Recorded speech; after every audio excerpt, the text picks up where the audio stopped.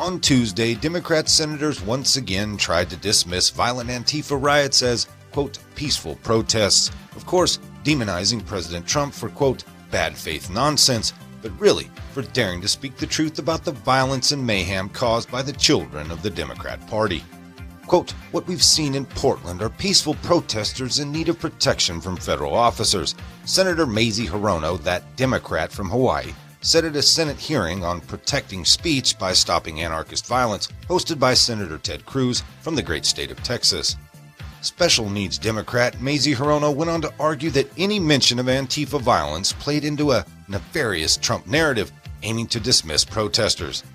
This woman, I'm convinced anyways, at one time was most likely a crazy homeless bag lady wandering the streets of San Francisco, or Hawaii for that matter. Seriously, just listen to the woman speak. She's a babbling idiot and an identity politics racist. This woman is obsessed with race and gender. Do you remember her brilliant one-liner? Quote, all men need to just shut up and step up, which makes about as much sense as everything else she says. So if you're expected to shut up, what do you do exactly after stepping up, Mazie? Just wave your arms violently? You idiot.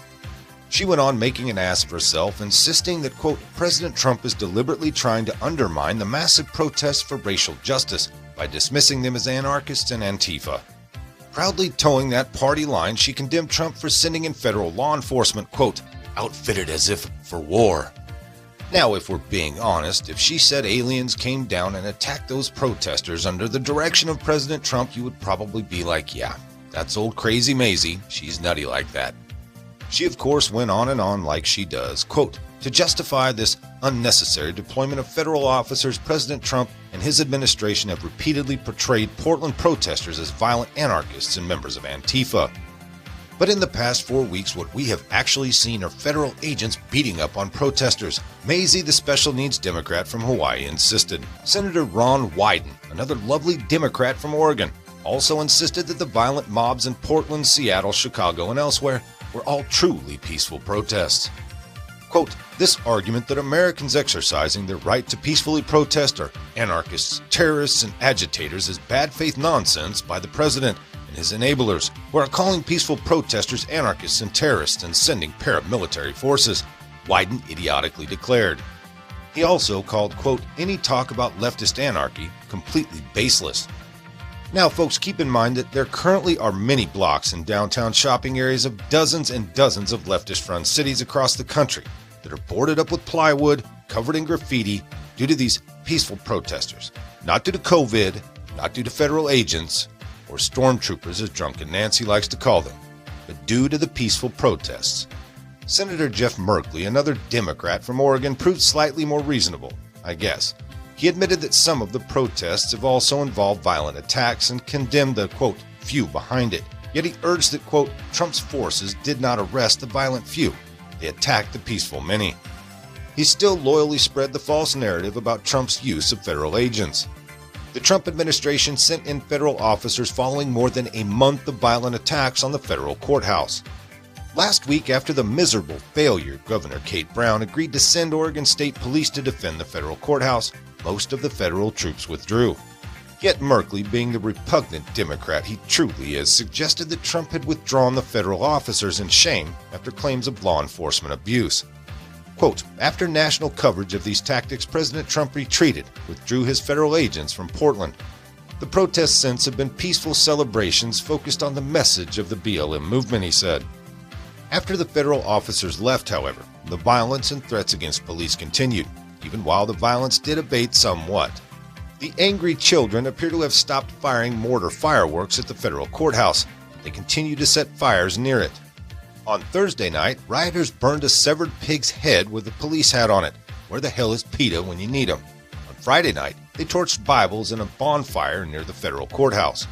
Later on in the hearing, Cruz asked active DHS Secretary Ken Cuccinelli whether the riots had ceased following the withdrawal of many of the federal troops. Quote, as I noted last night, the local police declared a riot, Cuccinelli explained.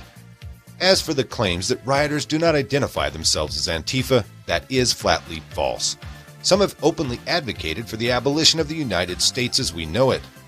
Andy Ngo, editor-at-large at the Post Millennial, and probably the most knowledgeable expert on Antifa and their tactics. has highlighted the arrests of many self-described members of Antifa who engaged in riots over the past few months. Thank you, Chairman Cruz, Ranking Member Hirono, and members of the committee. Antifa is not a myth. I have been reporting on its activities since 2016. Its threats to my family and me have proved all too real.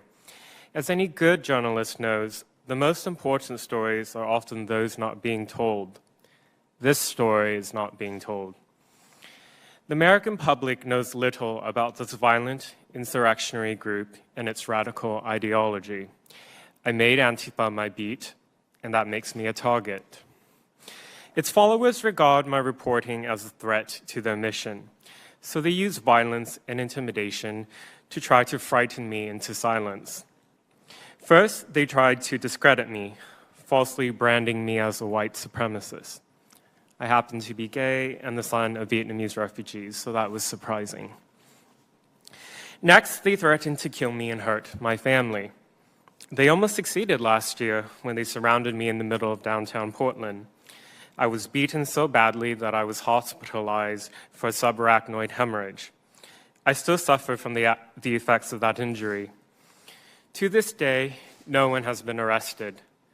I'm apprehensive about speaking to Congress today, given that I'm a target. But I'm more afraid of the consequences of remaining silent. Unless we take action, what is happening in Portland today will soon be happening in cities across the country. What we've witnessed for more than 2 months in Portland are almost daily violent protests and riots led by Antifa. Even when they aren't starting fires, using explosives, and trying to maim officers, they leave threatening messages, such as decapitated pig heads outside the courthouse.